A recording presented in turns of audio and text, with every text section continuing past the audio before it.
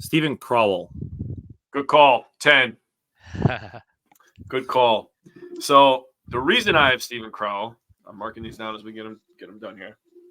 The reason I have Stephen Crowl as a 10, he is the only player on this roster that I believe if he steps his game up to the potential that he's supposed to be, the Badgers will reach new heights. I know what to expect from Chucky Hepburn. I know what to expect from Tyler Wall. I know what to expect from Connor Season, which is why all those guys are 9s on my list. The one guy that's a 10 is a guy that has consistency as a problem. He can have a game where he has 20 points, 10 rebounds, and he plays good low post defense. The next game, he shoots a three-pointer bad. He's playing soft on defense. He's getting bullied down there. It's the Jekyll and Hyde, right? If Stephen Crowl becomes a consistent contributor, and I'm talking a guy that plays low post defense every game, talking a guy that grabs 9 to 10 rebounds every game, guy that shoots a three-pointer at a respectable clip. I'm not saying he has to dominate out there. He doesn't have to be Frank Kaminsky Player of the Year, right? But if he steps his game up and becomes consistent, I think the Badgers, sky is the limit. Mike, what do you have Stephen Crowl as?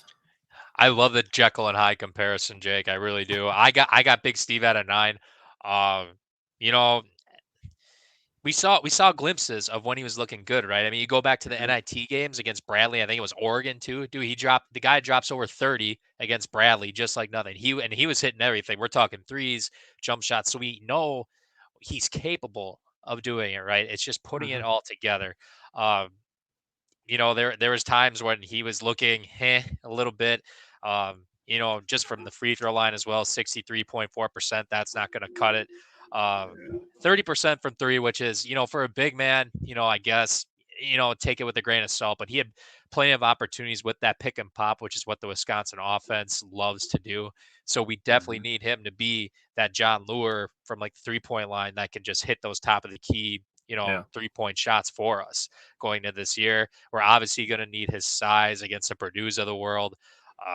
He's just, if he can just put it all together consistently for us, maybe not get a double-double every game, so to speak, but we definitely need him, to step up his game if we're going to take it, quite a ways this year and potentially get the conference.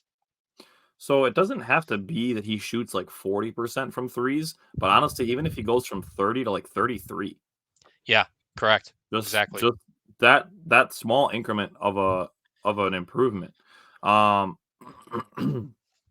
say I have Stephen Crowl as a 9.